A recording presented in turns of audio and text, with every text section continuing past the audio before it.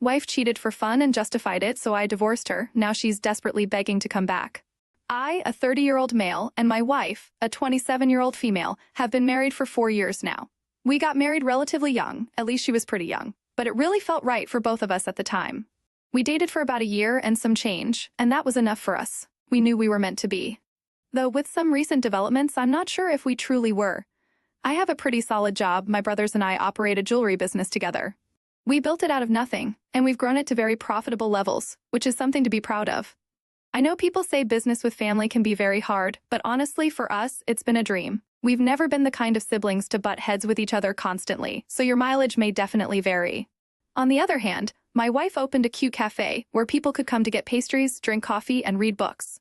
She's always been big on books, and is one of those people who proudly makes reading their personality. Those people annoyed the crap out of me before I met her, but yeah, I'm a hypocrite. Bite me. To be honest, I was pretty enthralled with the idea because I was trying to support her.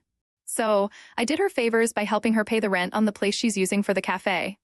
It's pretty expensive because it's in a swankier part of town, but the business is getting profitable, at least without rent to worry about, and that was enough to put a smile on my face. Now, I think that's the background you need. Here's where the actual story starts. I can't remember exactly when, but I think it was about March when she came to me to tell me about this new man who showed up at the cafe. According to her, he was very handsome. I was a secure person, and I found that the two of us could objectively talk about someone's attractiveness without it becoming a big issue. However, there was something different about the way she kept going on about this guy. Supposedly, he seemed like the kind of masculine hero that she reads about in the kind of smut women like to read. Yes, she's into those kinds of books too, as all book talk type women seem to be, and I'll never get it because it seems to be the cheesiest form of romance that gets them going. Anyway, she went on for a bit about this guy before it ended, but I will admit that the words she chose when she spoke about him were almost like how she would talk about the cold Russian hitman who fell for some woman in the laundry room of their apartment building. No, I didn't make that up. That's from an actual book that she finds interesting. Now, that was it for the day, but she let me know that he came in the next day, and they spoke at length. According to her, he was from Serbia and used to work as a car dealer, but he decided to come to the United States in search of a better life. It was taking him some time to get back on his feet and get his bearings. But he was looking for work at dealerships nearby because that was the work he knew how to do best. I learned in about 10 minutes that he was tall, blonde, handsome, dressed well, and obviously spoke with an accent. Apparently, he loved to read books set in the Wild West and was a big fan of fantasy like The Lord of the Rings. She always tells me a lot about her cafe's patrons, so it's not like this was out of the ordinary, but once again, there was really flowery verbiage at play, and it seemed like she was almost fetishizing him in a way. At a point, he wasn't novel to her anymore, so she stopped talking about him at length. But it felt a lot better to me knowing that he didn't seem to be worthy of long spiels every evening any longer. Hell, I even popped into her cafe one afternoon to bring her lunch, and I saw a guy sitting in the corner who fit the exact description. I was 100% sure it was him, and admittedly, he was a handsome guy. His name was Ivan, according to her. Now it's about at this point that things start to get a bit wild. There was a night when she got back home, and she had a goofy smile on her face, so I asked her what was up. She said Ivan had walked her home, and they had talked a lot about books on the way back. She admitted that he asked to take her out on a date, but she informed him that she was married and wouldn't be able to do that. She said he was really apologetic, held her hand tenderly, and then said goodnight and left. I remember asking her why that made her smile so widely, and her response was, "It's like something out of a book." I won't lie, that part pissed me off, because it was like she was romanticizing every single interaction she was having with Ivan. And I knew that because he was a patron of her cafe, there was no way they wouldn't keep interacting on almost a daily basis. I didn't want to seem insecure, and she could have decided to tell him that she didn't have a man, so again, I felt there was no need to talk about things, despite the fact that I felt some kind of way about it. It was just my feelings I had to get over, right? It eventually became evident to me that this wasn't the case when my wife came home about a week later with a bouquet of flowers that she promptly put into a vase. According to her, it was a gift from Ivan, nothing special. He said that he bought a bunch for a coworker. He has a job now, by the way, because it was her birthday. And he just thought it'd be nice to get her some because he always sees how hard she's working.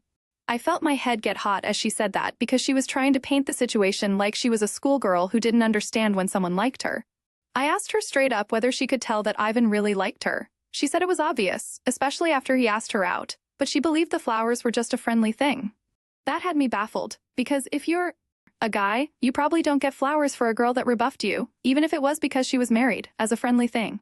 He was still trying to get in her pants, or maybe now trying to get in her pants and leave all the rest of the lovey-dovey stuff out of it. He was having an easy time with his advances, so at the time, I knew he wasn't about to stop anytime soon. I was right because 2 days later, my wife came back home relatively later than usual, almost 2 hours late, and she didn't tell me she was going to be late. It's not like this was the first time in existence that she would come home late, so I gave her 2 calls, which weren't picked up, before deciding to give it time. But before I could call a third time, she showed up at home in a distinctly bubbly mood. "You won't believe the evening I had," was the first thing out of her mouth before she went into a whole spiel about how she had shown Ivan where the museum was. And then they went to get a slice of American pizza, because he had never had it before and always saw it in the movies. Then they walked and talked and ate pizza and a bunch of other crap I really didn't care about, but I let her finish. And when she was done, I asked her, "Are you attracted to Ivan?" She acted very shocked and offended and said, "Of course I'm not. The only person I'm attracted to in that way is you." She said she was just trying to welcome somebody who was in an unfamiliar country and had no friends or close people around him to show him around and answer his questions. I wasn't really convinced by all of this, so I told her straight up that she had to stop seeing Ivan. Yeah, that caused a big fight, quite unsurprisingly. She talked about how I was being insecure, how there was nothing there, how I should stop feeling threatened, and a lot more nonsense. I was pissed, but I was able to keep my wits about me and stop my temper from raging. I stood my ground, though, and told her that she should stop anything extracurricular with Ivan. It was fair if he came by her cafe because he was a customer, but things weren't supposed to go beyond that point. I told her to imagine what she would do in my shoes if some Serbian girl came to buy a bracelet, and I started taking her walking around town and all that. According to her, she'd understand, but I think we all know that's a lie, don't we? Long story short, I slept on the couch. No one is shocked there. But the good thing is that I stopped hearing about Ivan and all his drama, which was enough for my mental health. Again, I knew that she would be interacting with him at her cafe, but there was only so much that could happen there. And it seemed pretty sure that nothing was going on because she was heading back home at the regular time each night, which was good by me. I became very suspicious when I walked into my wife's cafe randomly one afternoon, and she wasn't there. Neither was Ivan, though I couldn't have been sure that he would have been there at that time anyway, so that didn't mean much. But what did mean much was that she wasn't there, because that was very unusual. I thought of sticking around until she came back or asking one of her employees where she had gone, but I decided not to make a big deal of it. It was when I was getting back into my car from across the street that I saw her and Ivan coming up the street, arms interlocked. It took every single ounce of strength in me not to run across the street and beat the crap out of the guy and cuss her out, but somehow I stayed in the car, watched them walk into the cafe, and I drove off. That happened yesterday, and I've really struggled to process it. I wanted to confront her about it as soon as she got home, but I think there's a lot of power in knowing something that the other person doesn't know. You know? It'll make it easier for me to see through other lies that might be told. Case in point, when she got back home, I asked her how her day was. And she described a pretty plain day without any mention of going somewhere, I have no idea where, with Ivan. So, this is why I'm here. Should I confront her straight up, or should I try to find out more of the truth before that point? I'm tending toward the latter because I'm starting to think there might be something going on under my nose, and I feel like confronting her might result in all the chances of finding the truth dissolving. Let me know what you guys think, please. Your wife's coffee shop sounds adorable, a haven for book lovers and caffeine addicts alike. And then enter Ivan, the Serbian heartthrob straight out of a romance novel, tall, handsome, and with an accent thicker than a Russian novel. I mean, who wouldn't be intrigued by this real-life character? Your wife's enthusiastic descriptions of Ivan were almost romantic. I get it, we all have our literary crushes, but seeing her swoon over Ivan like he's Fabio on the cover of a bodice ripper might make anyone's blood boil, especially when she starts comparing him to her smutty book heroes. Ivan's charming advances and just a friendly gesture bouquet of flowers, right? Because nothing says platonic friendship like romantic flowers from a guy who's been rebuffed. I'm sure Ivan's next friendly gesture involves a candlelit dinner and a horse-drawn carriage, and the late-night walks, shared pizza, and giggly museum visits. It sounds like Ivan is checking off boxes on a rom-com date montage. Your wife's reaction, sparkling eyes and all, probably didn't help ease your concerns. Her insistence that there's nothing to worry about feels like those horror movie scenes where the clueless character says, "It's just the wind," right before getting axed.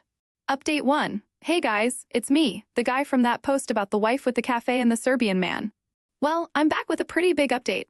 Let's talk about it because I found a lot. It took me a bit to gain the courage, but I decided at a point that I had to find out the truth no matter what it would cost. I have never been the kind of person to smile upon the idea of checking your partner's phone, but in this case, I knew I had to put whatever moral conundrums I had aside and do it. So I did it at the first chance I got, which was while she was asleep. Unsurprisingly, she had Ivan in her messaging app and they had been talking a lot. It was WhatsApp, so it was easy for me to export the entire conversation to a text file, which I sent to my phone from her phone. I made sure to delete the evidence, of course. I looked through her gallery and found a few pictures of them smiling together in public places, but nothing extra incriminating. I sent those to my phone too. Again, evidence was deleted. That took me about 5 minutes to do all of that, and I put her phone back where it belonged. After that, I did all the reading on my phone, where it was a lot less suspicious in case she woke up suddenly. And boy, did I see things that made my head spin. Here's a transcript of one part of the conversation that you might find as appalling as I did. It came after a point where they were discussing some book that my wife had recommended to him. Let's call my wife Clarice instead of her actual name, Ivan. In a way, the main characters remind me of us. Clarice. Yes, that's what I thought too. The big mysterious hunk and the artsy girl who was torn between him and her boyfriend. Ivan, and a lot of steamy sex scenes. That part especially reminds me of us. Clarice, I agree, the sex is always good, but in your case, it's a husband. Ivan? Clarice. Yes, and I think that's what makes it even more exciting and fun. It feels so wrong. I've never cheated before, but I can't say I properly regret it. Ivan, it is wrong, but that's what makes it so hot. Clarice, yep, and I never want this to end. It drove me insane. It was 2 a.m., and I left the house to go on a walk because I couldn't stay behind her at that point. I would have done something crazy. I was almost sure of it. I feel like I walked around town aimlessly for 5 hours, but by the time I got back, it was only 3:10 a.m. She was still sleeping too. Do you know what it's like to find out you're being cheated on, but then to find out your wife is ridiculing you by actually enjoying doing everything behind your back? She was basically reveling in my ignorance of the situation, and that was the part that drove me over the edge, not that cheating was going to be forgiven anyway. When I got back, she was still sleeping, so I grabbed her phone, jumped to that part of her conversation with Ivan, and took a video of it on her phone. I needed to make it very clear that there was no doctoring going on here. It was clear that Clarice felt like she was living out one of her stupid books. But it was absolutely despicable that I had to be a victim in all of it.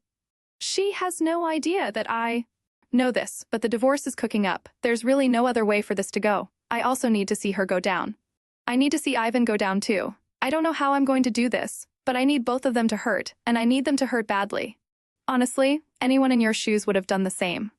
Reading that chat must have felt like being punched in the gut repeatedly.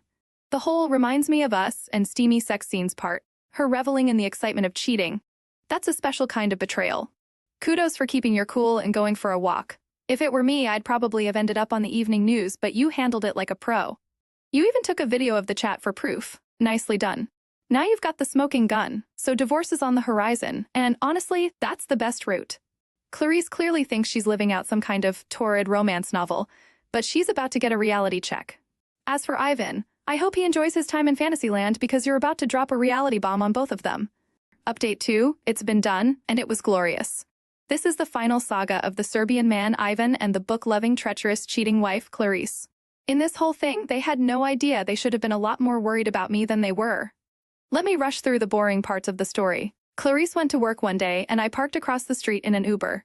I watched as the process server walked into the cafe and handed her the divorce papers in a very public manner. That was very pleasing. After that, we drove off. I went to work, had a great day, and there wasn't a single message or missed call from Clarice by the end, which was very pleasing to me. She knew she had been found out, and there wasn't anything begging was going to do, at least, that's how I saw it. Well, that night, she came back crying rivers, snot pouring out of her nose. She looked like an absolute wreck. Honestly, I felt a twinge of sadness seeing her like that. Blame it on the fragments of love that were left. But it didn't last long. She kept asking what she did wrong. Was it Ivan? Was it Ivan? I realized she didn't know how much I knew. And she must have tried to figure out if she had leaks in her operation before she could figure out what I knew. I couldn't tell whether it was better to tell her I knew about Ivan or not, but in the end, I made a promise. I told her I saw her and Ivan walking arm in arm that day, and I had been holding it in, but I didn't let her in on anything else at that point. She suddenly got emboldened and started half begging, half calling me stupid. According to her, there was no reason to divorce her over that. Yes, she was wrong for still seeing him, but no, there was nothing happening between them, and I was being insecure. I was being jealous. She couldn't tell whether to grovel or insult me, apparently. In the end, I told her to get out of my house. Which she did. Fast forward to the actual divorce phase, that part was loads of fun for me. I have a lot more money than her, which in a divorce means there's a lot more to lose. But it also means there's a lot more to spend on good lawyers, which I made sure to do. When you get a divorce, get a good lawyer. I promise you all that it is worth it, because not only did I have a lot of pictures of the two of them after a point where I had mentioned my concerns about it, but I had the text messages to clearly demonstrate the infidelity. On top of that, my rock star of a lawyer was able to point out transactions in our joint account that seemed to have been spent on Ivan. He aligned dates on some transactions with dates in the entire text message transcript where he thanked her for certain things, and it became very clear that she was spending our money on her Serbian lover boy. The lawyer did a good job of painting her like a gold digger too, which was fun to watch for me. She fought her best, but honestly, there was nothing to point out for me. I am not a perfect guy, but I definitely don't have any divorce-worthy flaws. By the time the divorce was over, I really had everything I needed. I kept my house, I kept my car, and because of that pretty notable infidelity and the fact that I had set her up with a money-making venture, there was no alimony requested of me. Love you, Judge. She did get to keep the car that I bought for her. I didn't feel I needed to stress myself about that, and it made it easier to take what I took when she didn't leave the divorce entirely empty-handed. Now, this is my favorite part. It was hard for me to get back at Ivan. It was very hard, but one day, he was walking out of the cafe, and I followed him down the road and around the corner. I called his attention, introduced myself, and slugged him square in the jaw. It hurt like crazy, but I busted his lip and knocked him to the ground with it, and he looked very shocked. I wasn't looking for a street fight, but I would have taken one if it came. I think he realized he had no moral high ground on this one because he stood up and left after that. It felt good. I wish I could have done more because he knew he was messing with a married woman, but that was enough for me, and probably all I could have realistically gotten without a felony charge. And then, Clarice, you know that rent that I was paying for her? It was due again. And because she had her cafe in such a nice part of town, it was expensive. It was usually due on May 1st, but it was only toward the end of May that she came to me crying on the phone, saying that she needed to pay the rent for the cafe badly, and she didn't have the money for it. She begged and begged and begged, but I told her to sell the car to get the funds for it before I hung up the phone. She called several times throughout that week, but I didn't pick up the phone. Spoiler, I found out she sold the car when she called me to start cursing me out. She said it was evil that I couldn't help her at her very lowest. I told her it was evil to think that it was fun and exciting to cheat on me. She couldn't say anything to that. I'm waiting for May next year to see how she struggles with rent. If the gods have their way, she'll lose the cafe too, especially without access to my bookkeeper any longer. It's been sweet, honestly. I'm newly single, with a lot of money and a lot of satisfaction. I won't say that the divorce, betrayal, and infidelity didn't hurt like hell, because it did, but you can only move forward, right? That's what I'm going to do. Thanks to you all for sticking around and for your words of encouragement and advice. I really appreciate it. Hopefully, I'll never have to write a post again. See you. Clarice coming home crying and snotting everywhere?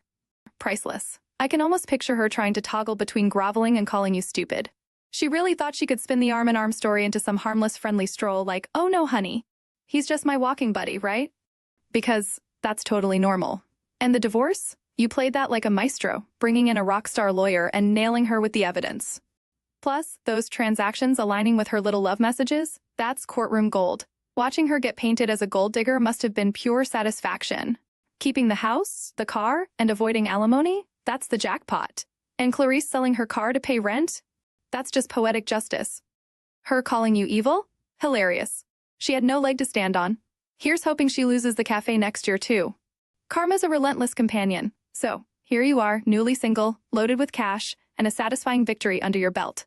Surely it hurt like hell, but you've come out on top. Hats off to you, and thanks for sharing this epic tale.